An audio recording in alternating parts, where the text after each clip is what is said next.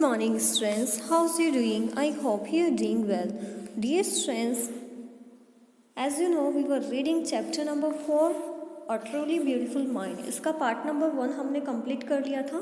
Today we are going to read part number 2. Part number 1 में हमने 7 जो paragraph थे वहाँ तक कंप्लीट कर लिया था. Now we are going to start reading paragraph number 8. In 1900, at the age of 21, Albert Einstein was a university graduate and unemployed. अब क्या है 1900 में जो आइंस्टीन है वो 21 ईयर्स एज का तो हो गया था, लेकिन वो अभी तक अनएम्प्लॉयड था, उसके पास कोई भी जॉब नहीं थी. He worked as a teaching assistant, उसने एज अ टीचिंग असिस्टेंट भी वर्क किया है ना. Gave private lessons and finally secured a job in 1902 as a technical expert in the patent office in Bern. और 1902 में क्या हुआ, उसको बर्न के पेटेंट ऑफिस में एक टेक्निकल एक्सपर्ट की जॉब मिल गई. While he was supposed to be assessing other people's invention. हालांकि उसका वर्क क्या था, जो अदर पीपल जो इन्वेंशन करते हैं, आविष्कार करते हैं, उनका मूल्यांकन करना. ये आइंस्टीन का वर्क था. Einstein was actually developing his oven ideas in secret, लेकिन दूसरों के आविष्कारों का मूल्यांकन करते करते आइंस्टीन जो है ना, वो खुद के जो आइडियाज थे उनको डेवलप करने लगा. मतलब आइंस्टीन के खुद के भी इन्वेंशन उसके दिमाग में चलने लगे. He said to have jokingly called his desk drawer at work Bureau of Theoretical Physics. अब आइंस्टीन जिस डेस्क पे बैठकर वर्क किया करता था, उस डेस्क को वो ब्यूरो ऑफ थियोरेटिकल फिजिक्स कहता था. ठीक है.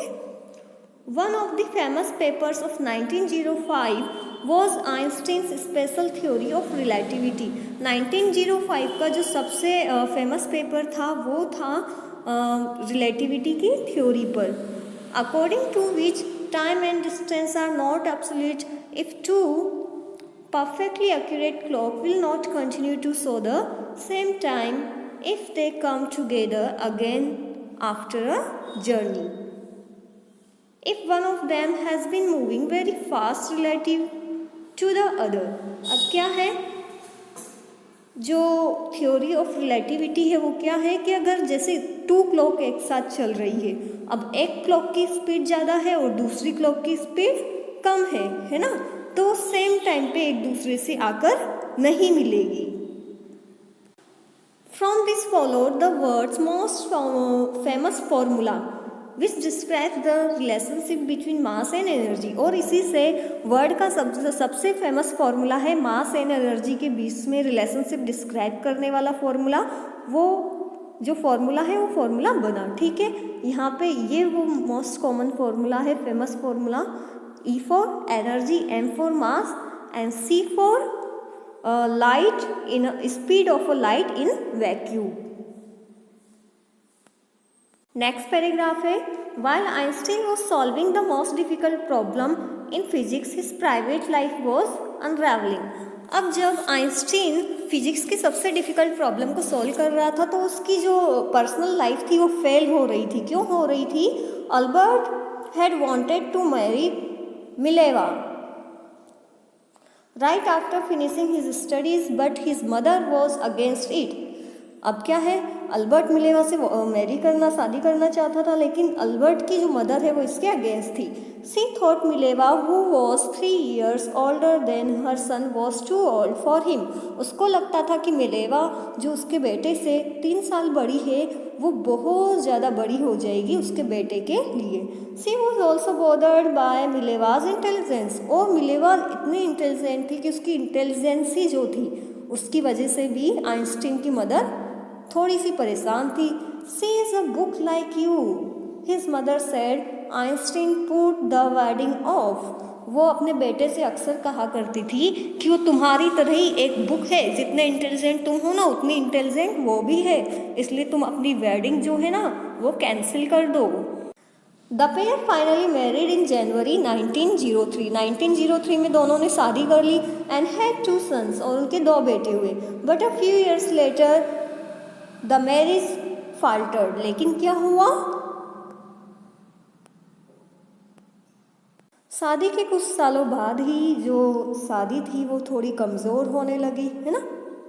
Mileva meanwhile was losing her intellectual ambition and becoming an unhappy housewife. जो मिलेवा है वो अपनी इंटेलिजेंसी खोती जा रही थी, है ना। उसका लाइफ में जो अपना एम्बिशन था, लक्ष्य था, उसको खोती जा रही थी और वो एक अनहैप्पी सैड सी हाउसवाइफ बनती जा रही थी। After years of constant fighting, अब सालों तक रेगुलर फाइट करने के बाद the couple finally divorced in 1919। Couple ने 1919 में डाइवोर्स ले लिया। Einstein married his cousin Elsa the same year, और उसी साल आइंस्टीन ने अपनी कजिन एल्सा से शादी कर ली। Einstein's new personal chapter coincide with rise to the world fame, है ना। अब यहाँ पे कोइंसाइड मीन्स होता है स्टार्ट होना, ठीक है।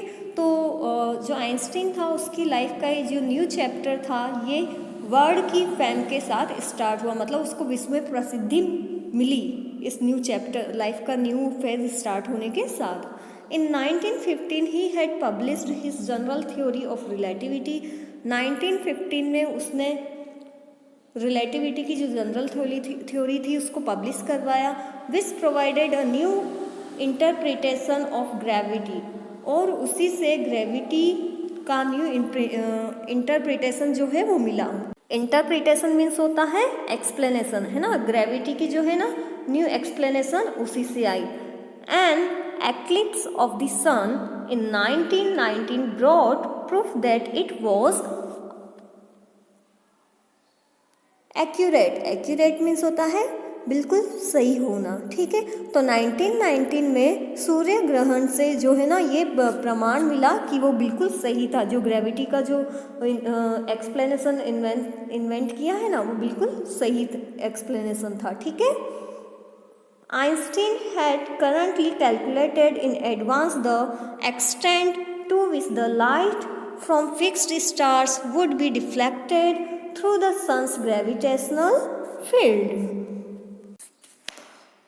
आइंस्टीन ने पहले से ही जो है कैलकुलेशन कर लिया था कि सन का जो ग्रेविटेशनल एरिया है उसकी वजह से ही जो साइलेंट स्टार होते हैं, स्टार जो अपनी जगह पे होते हैं, उनकी लाइट एक एक्सटेंट तक अपनी डायरेक्शन को चेंज कर लेती है। मीन्स कि जो आइंस्टीन था उसने पहले से ही कैलकुलेशन कर लिया था कि जो सन का ग्रेविटेशनल फील्ड है उसकी वजह से जो स्टार्स है, स्टार्स का जो प्रकाश आता है वो प्रकाश किस सीमा तक डिफ्लेक्ट हो जाएगा, है ना। कितना वो डिफ्लेक्ट हो जाएगा, किस सीमा तक वो डिफ्लेक्ट हो जाएगा, मीन्स अपना जो डायरेक्शन है उसको चेंज कर लेगा। ये पहले से ही आइंस्टीन ने कैलकुलेट कर लिया था। The newspaper proclaimed his work as a scientific revolution, और न्यूज़पेपर में क्या आया कि उसका जो वर्क है वो क्या है, एक साइंटिफिक रिवॉल्यूशन, वैज्ञानिक क्रांति है, ऐसा न्यूज़पेपर में आया। Einstein received the Nobel Prize for Physics in 1921. He was showered with honors, inventions from all over the world and lauded by the press. अब क्या है, आइंस्टीन को जो है ना काफ़ी ज़्यादा सम्मान दिया गया, उसको काफ़ी जगह इनवाइट किया गया पूरे वर्ल्ड में, एंड लाउडेड बाय द प्रेस, और समाचार पत्रों द्वारा भी उसकी प्रशंसा की गई। When the Nazis came to power in Germany in 1933, Einstein immigrated to the United States. जब 1933 में जर्मनी में नाजीज आए पावर में, तब आइंस्टीन ने यूएस में इमाइग्रेट कर लिया, वो यूएस चले गए। 5 years later, the discovery of nuclear fission in Berlin had American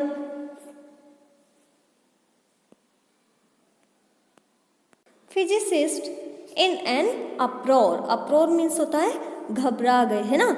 अब 5 साल के बाद बर्लिन में परमाणु विखंडन की खोज ने अमेरिका के जो फिजिसिस्ट थे उन फिजिसिस्ट को घबरा दिया, मतलब वो लोग जो है ना घबरा गए जैसे ही परमाणु विखंडन की खोज हुई।